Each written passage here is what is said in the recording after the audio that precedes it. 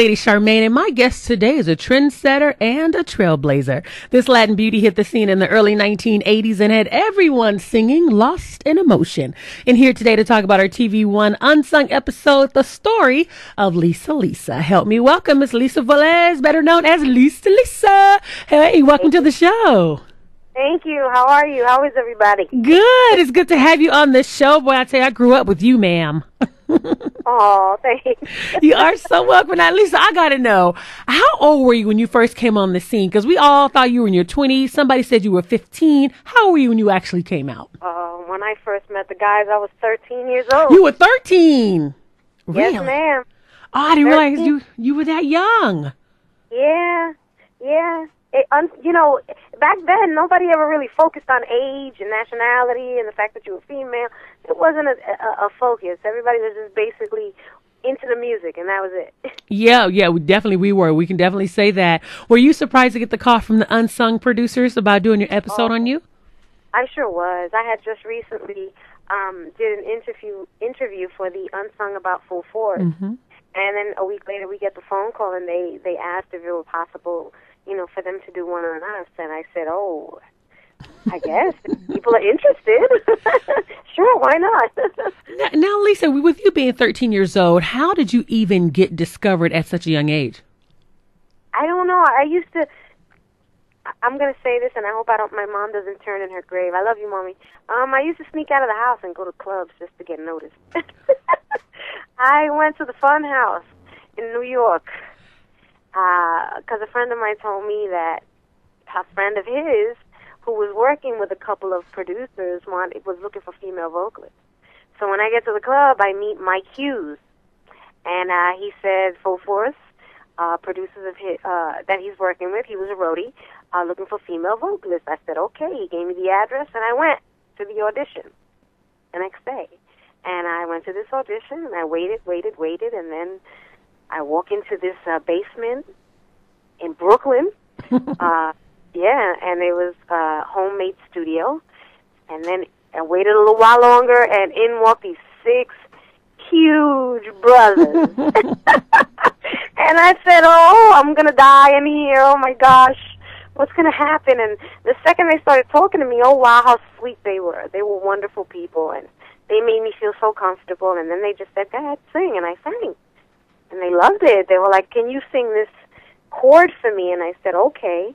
They gave me a chord to sing, and I sang it, and then they recorded me, and they said, can you take this and practice? We'd love to record you singing this song that we have in mind. Can we meet you at such and such date and address? And I said, okay. A week later, I was in the studio with Full Force doing I Wonder If I'd Take You Home. So how did really Mike and Spanador come into the picture to give you 2 fellas to work with you?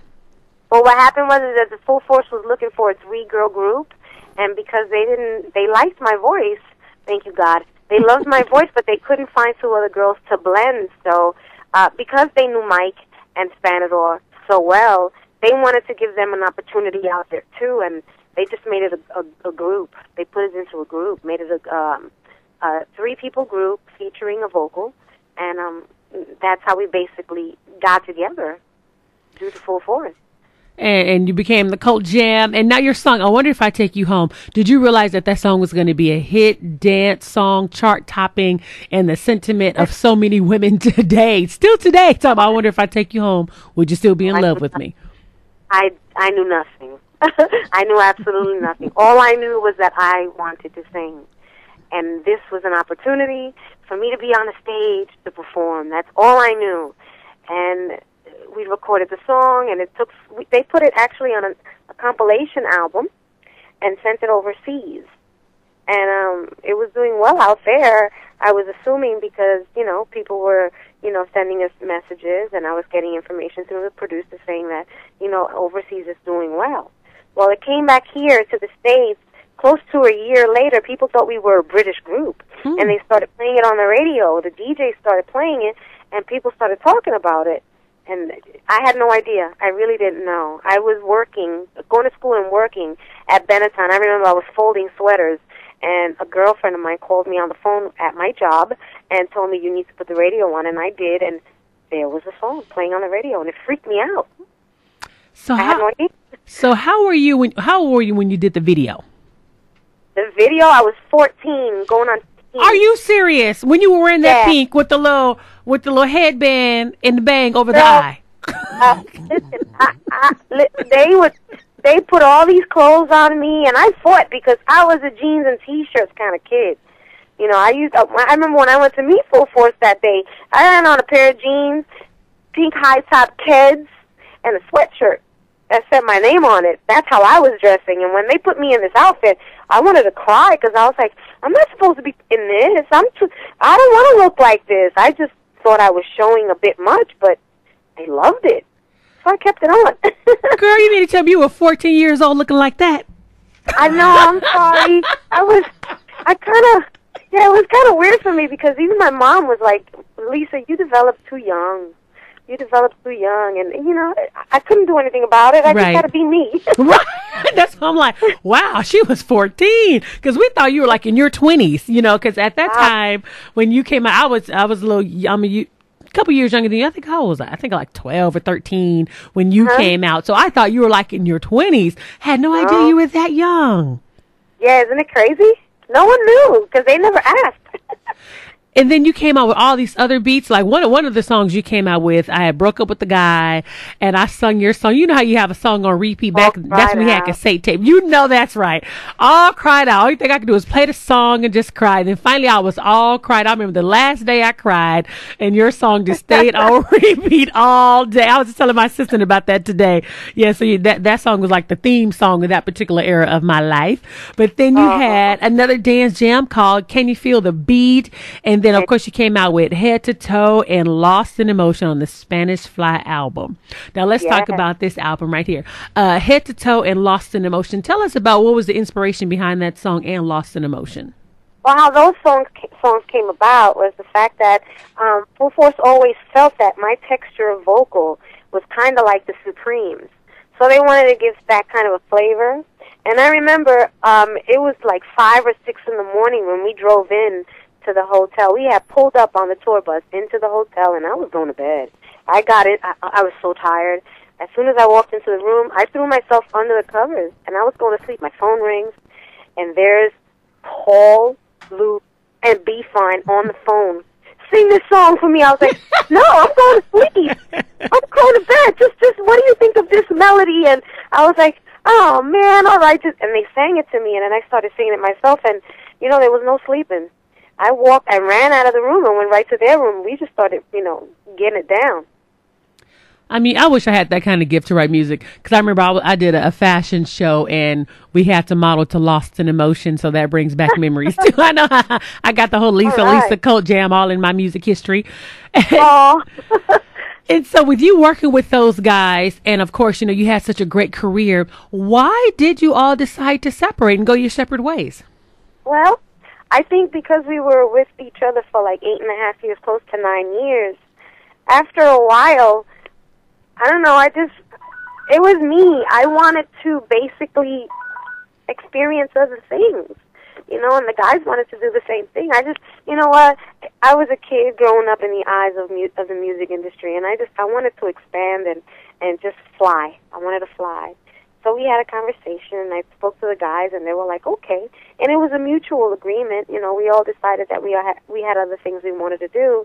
So we severed ties. We never stopped being friends. We never stopped being family. We never stopped working together, because still to this day we do gigs together all the time, live shows. We're on the stage, the full band, all of us. We still do that. You know, and we still call each other for birthdays, and we meet up, we have dinners and stuff. We're friends, you know. That's good. So, yeah. Did you realize that you were going to be blazing such a trail for Latina women like Jennifer Lopez and, you know, all the other women that are out there? I mean, you know, first it was Lisa. Before that was a Jennifer, that was a Lisa. So did you realize that you were going to have such an impact in the Latina community in the music industry? I still don't. Really? Everybody says it, you know, and quite honestly, I don't focus on that, because I have such a love of music and performing that's all I focus on, and I do that. Those are the things that I do. Whatever it is that I do for people, if I'm an influence, if I've opened doors for you, thank you for acknowledging that. But I mean, I I've been told this many a time, and I love these people that you're mentioning right now. You're mentioning Jennifer Lopez and, a lot of other Latinas like Shakira, and I follow them myself. So for me, it was like, wow, another opportunity for me to walk through another door. I didn't know I was doing opening doors for people. You were just singing and just having a good time and doing what you do best. I still am. I really am. I still am just doing what I love to do. And you were also an actress, and you were on the television show Tiana. Now, was acting was it one of those hidden loves that you had that nobody really knew about, but you wanted to explore? Yeah, I remember when I started singing at the age of 4 in a church choir with my mom and sisters. But once I hit 10, I remember I was in INTAR. It was an acting group, a Latin art acting group in my neighborhood that my oldest sister Maria used to go to, and I went in there and I just loved it. So I continued to do that. I even majored in musical theater when I was in high school. It was a lot of fun, and I still do it, and I'm doing it now too. I didn't stop. I still have some things coming out now. I'm doing 2 web series that I'm involved with, and I've done a lot of TV shows. I'm also doing some indie films. Wow. Are you going to be putting out any more music, any other albums or singles? Absolutely, absolutely. Myself and my manager, I put out an album called Life and Love about 3 years ago. We put it out independently, and you can still find it on Amazon.com and iTunes. And we're putting music together now, and hopefully within the next year or so we'll have it out. All right, good. Well, I'm glad. So at least if people wanted to follow you, keep up with you, do you have a website, Twitter, Facebook? I have a Facebook. I have a Facebook under my married name, Lisa Velez Mello, and that page will lead you to 2 other Lisa pages. I also am on Twitter, Lisa LL77, and I also have LisaLisaMusic.com. Yeah, you can find me everywhere. Now, I got to ask you the story behind the 2 same names, Lisa. How did that even come about? Uh-oh. Well, I don't know. Let me see if I could keep it clean. When I met the guys, of course, men will be men. Mm-hmm. And usually when they talk to me, they were always focusing below my chin. Mm-hmm. At the point. And it was always like, Lisa. And it stuck. So they kept the name. So that's how they came up with the name Lisa. Yeah, they're going to deny it to the bitter end, but let me tell you, that's the truth to that story. I don't care what anybody says. That's how I got the name. Because you think of Lisa, then you got Tony, and now we got the gospel group Mary. So I'm like, okay, what's up with all these names? And you got the triple names, but how you got your name was real interesting.